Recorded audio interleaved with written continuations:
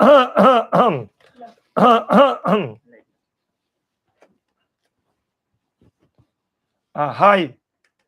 good evening to everyone. This is my uh, talk sa YouTube, my reaction to the Pogo controversy in the Philippines today. Ito ay analysis ko tungkol sa controversy sa tinatawag na Philippine Online Gaming Operations or mga Pogos na napaka-controversial sa Pilipinas ngayon na pinag-uusapan sa Senate public hearing 2 linggo na. This is regarding the 2 public hearings by the Philippine Senate last week and today.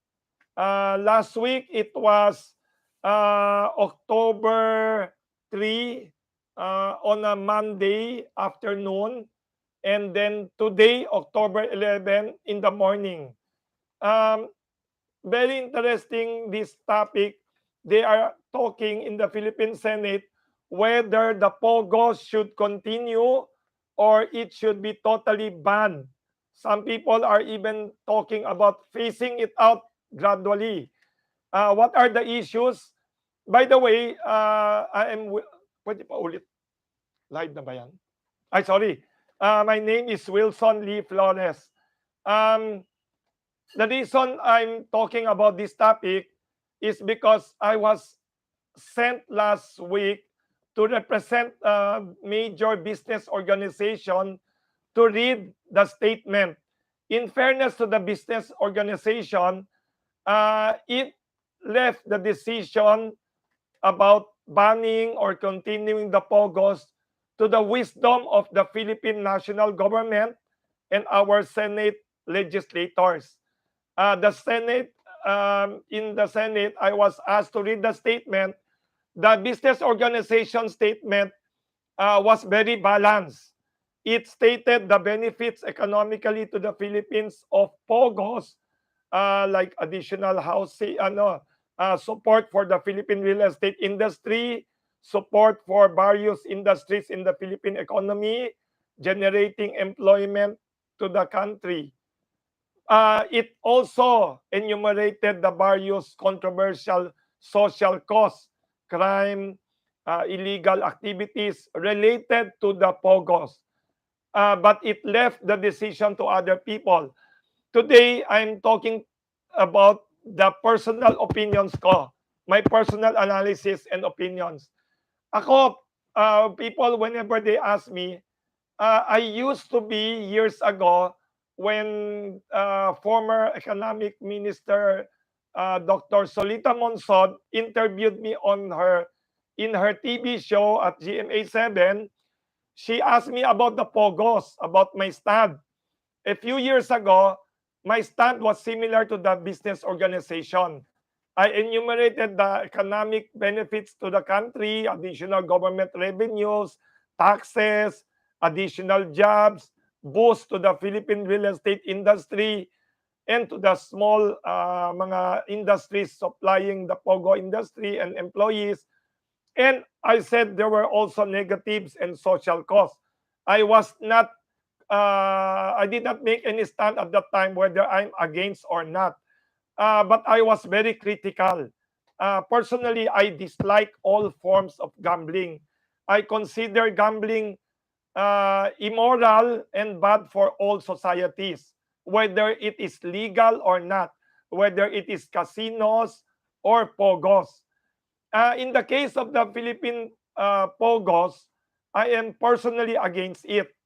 Why am I against Pogo? I agree with some of our progressive and idealistic legislators. I noticed in the 2 public hearings of the Senate, I think Senator Grace Poe seems to be critical of Pogos. Also, Senator Joel Villanueva, including the chairman of the public hearings, si Senator Sherwin Gatchalian, seems to be critical also of Pogos. Even Senator Robin Padilla, as a Muslim, he said he is personally not into all forms of gambling. Ang joke pa nga niya today, this afternoon, since he is Muslim, he only has a colorful love life, but absolutely no gambling allowed. Um, I agree with the points of Senator Grace Poe, Senator Joey Villanueva, including, I think, Senator Coco Pimentel raised some points also about the social costs. What are the social costs and economic costs? By the way, today, Senate President Mig Supiri also added additional social costs, which he said was the China government ban on tourism, or hindi naman ban. China is adding yata or has added the Philippines in a blacklist of countries with a lot of Pogo operations. So many of their illegal people would come to the Philippines disguised as tourists and overstay here and do all sorts of controversial activities. In China kasi, all gambling, all casinos, all online gaming operations are considered illegal. So that is my new number one reason for being against Pogo. I don't want the relations of the Philippines and our good neighbor, our ancient trading partner China, to be endangered. Why? Because China is now number two largest economy in the world. It is also the number one trading partner of the Philippines. And just before the pandemic, it was already number one or number two largest source of tourists for the Philippines. So, yun. I am very concerned about that. Number one yan. But more important than that is the social cost to the Philippines. Uh, because I studied this issue, na-mention ni Senator Grace po, na-mention ni Department of Finance Secretary Ben Diokno that the social cost of this very controversial Pogos includes reputational costs. What do you mean by reputational costs? Masisira the Philippine image internationally among investors, among business investors worldwide, among legitimate entrepreneurs across China and Asia, and our international name and reputation among tourists would be besmirched or tarnished. We might become known in the world not as an ideal investment destination for China export factories, ASEAN export factories, but as a playground for criminals operating Pogos here in the Philippines. And also, the tourists might be afraid to come here because the tourists, when they come here, they might be wrongly accused of being Pogo employees, Pogo operators. And of course, we know whether it is Las Vegas, Macau, di ba, we know the Hollywood story about the Bugsy, the movie. It was about all these casinos created by mafia, gangs, crime syndicates all over the world. Whenever there is gambling operations or gaming operations, uh, they are always bringing in all sorts of illicit, illegal, immoral activities, human trafficking, smuggling, prostitution, violence, all sorts of things, extortion, high interest money lending, usury.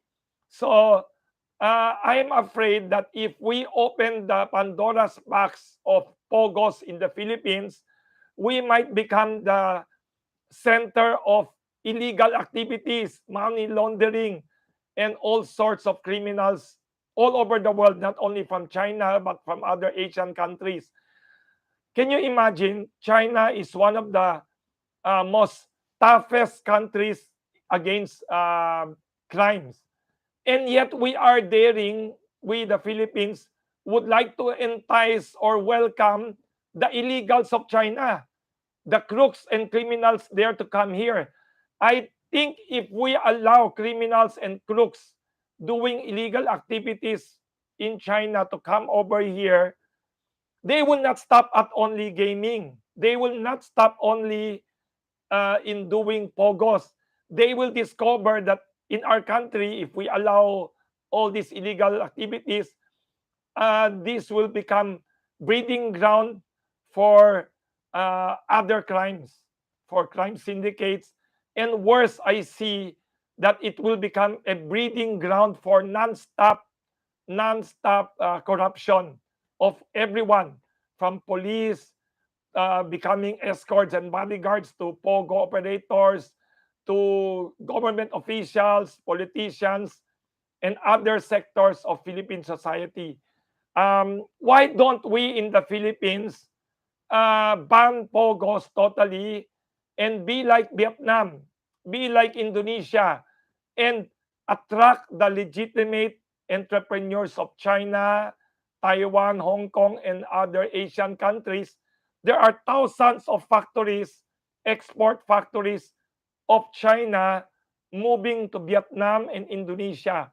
Why not to the Philippines? Why do we concentrate our energies and spend our time talking about all these illegal operations of Pogos, which are bad for our image, bad for our social harmony and stability in the Philippines? Also, it will morally damage the whole country here of the Philippines.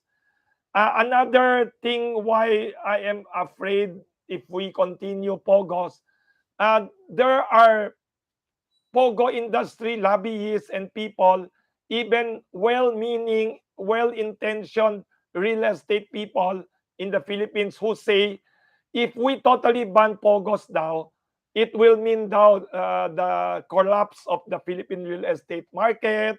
There will be so many vacancies now in the offices and buildings.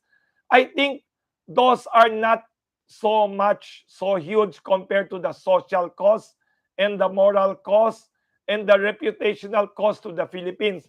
I believe if we focus our energies, our resources, and creativity in the Philippines to woo legitimate industrial, business, tourism, and other foreign investors, not POGO illegals, to come here, we will easily fill up any office building, office spaces that we build.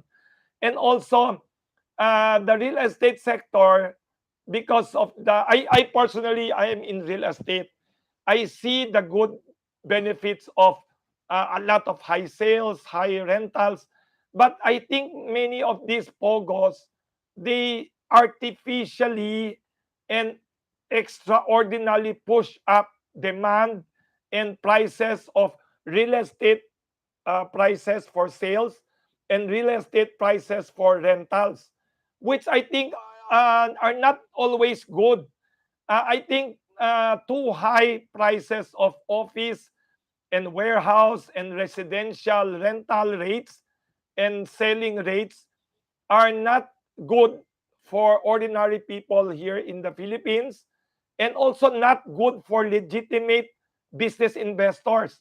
There are legitimate local business people and even foreign investors who would be attracted to the Philippines if we offer good bargain real estate prices plus good English speaking population in this country. We have rule of law. If we uphold rule of law, not encourage illegals like pogos and other gambling operations, I believe uh, in the long run, the Philippine real estate industry will do better without the pogos. Pogos is like a form of addiction. It's like cigarette smoking and even illegal drugs. If we are hooked to it, there are many reasons not to stop cigarette smoking. But we have to, I believe we cannot steadily phase out Pogo because they are everywhere. Their influence is everywhere. I think we have to be decisive, like Cambodia, like Malaysia, like Indonesia, Vietnam, and stop the Pogo operations. I also believe that the Philippine real estate industry will not only survive Pogos getting out of the Philippines, we will have better, more stable future for real estate if we rent the office spaces, the homes, residential spaces to legitimate foreign investors, to tourists, not to unstable, illegal. Even if legal in the Philippines, they are illegal in many countries all over Asia. I think in the ASEAN countries, the 10 countries, we are probably the only country that has officially allowed it to flourish and become as big as this. Before I was researching about Pogos in the Philippines, I was shocked. Many people do not know that these illegal operations, or legal in the Philippines but illegal in China, in Vietnam, Singapore, in Cambodia, these Pogos in the Philippines have become so big and so rich and so lucrative. They are even promoting themselves through advertising in the prestigious English soccer or football leagues in Europe. Can you imagine? And even the English Premier League they are already moving to stop and ban advertising by the controversial and immoral Pogos. They know it's something wrong. It is illegal. What else? One more thing that I was very fascinated with during the Senate hearings last week and today. I remember the senators talking. Senator Joel Villanueva last Monday, he recounted that last Sunday, the day before the Senate hearing, he and his son were eating in the City of Dreams area. That's another casino resort. And he was shocked now to see a person who looks like a pogo operator with like a dozen heavily armed bodyguards now. These operators had more bodyguards than a senator of the Philippines. I remember last week also, Senator Rafi Tulfo also recounted that whenever he ate at the East Ocean restaurant in the reclamation area, he would also see these seemingly pogo operators na siga with all their heavily armed bodyguards with them. And today in the Senate hearing also, I also heard that complaint from Senator Robin Padilla. Senator Robin Padilla also said he personally saw people who look like pogo operators with a lot of heavily armed bodyguards. Some of them may be from the security agencies, some of them may be from the PNP. But I ask people around in Asia, it's like we don't know this, but I heard from people all over East Asia, ownership of or carrying private guns are totally banned in China, in Japan, in South Korea, in Hong Kong, Singapore, and Taiwan. All of these are illegal and banned. So for Pogo operators who are supposedly connected to illegal activities and even crime syndicates, they are happy that they could hire private bodyguards, security guards, and police. And my question is, after hearing all these senators with these anecdotes about private security armies and all that, the army, private security guards, what are these Pogo operators afraid of? Why are they surrounded by heavily armed bodyguards? So my theory is they are possibly connected to illegal activities that they have to be guarded. So personally, I congratulate our senators, especially most of them, for raising valid questions. Are we in the Philippines? Are we concerned for the international reputation of the Philippines? Do we not want the Philippines to be a wholesome place for tourism boom. In Thailand, before the pandemic, they have more than 10 million China tourists a year. In South Korea, which is not the best friend of China kasi North Korea is closer diplomatically to China, yet they have, I think, 5, 6, 7 million China tourists a year, high spending. We in the Philippines, we were starting to get all these China tourists, 1 or 2 million a year before the pandemic. Don't we want legitimate, high spending China tourists to come here instead of the Pogo operators, the controversial, illegal Pogo entrepreneurs and syndicates? Also, in the Philippines, do we want the Philippines, our country, to be the center of casinos and gambling? We already have Weteng, which is very controversial for generations. We have so many casinos. The government, thankfully, stopped and banned e-sabong. Why don't we also ban Pogos?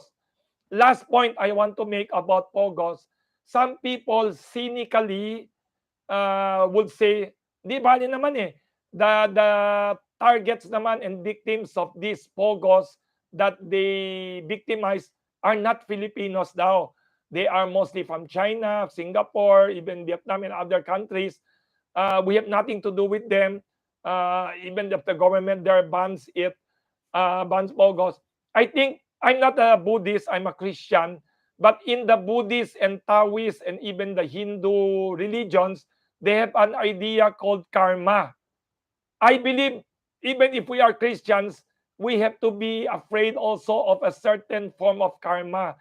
If people, I personally believe, if we are connected to or if we support or allow illegal, immoral activities and businesses like Pogos to victimize others, to destroy the lives and families of other people through illegal, controversial online gaming, may karma yan on us as a country, the whole Philippines, and on those people who abet and support Pogos. I hope that we in the Philippines and our talented, smart senators, sana in the future, if they were able to ban the Pogos totally, sana, alam mo today our good senators spent 5 hours in their public hearing talking about Pogos only. What if we just stop all of this nonsense totally and our good, smart, well-educated, talented senators, sana they could spend 5 hours siguro today in another public hearing on how we can boost Philippine tourism to China, to South Korea, Taiwan, Singapore, or they could spend sana 5 hours more productive time talking, debating on marketing techniques and incentives to boost Philippine tourism after this pandemic is now over. Do you know ba in Hong Kong, that small little city above the Philippines, they are so smart, the government is going to launch a promotion, free airplane tickets to Hong Kong for tourists, just to boost their tourism. Why don't we, our leaders, our senators, spend their time, spend taxpayers' money that we pay them to discuss and study more progressive, sensible topics like promoting foreign investments, promoting tourism, helping micro, small, and medium enterprises here in the Philippines, instead of discussing the fate of controversial, immoral, and very nefarious Pogos. Thank you very much. Good evening.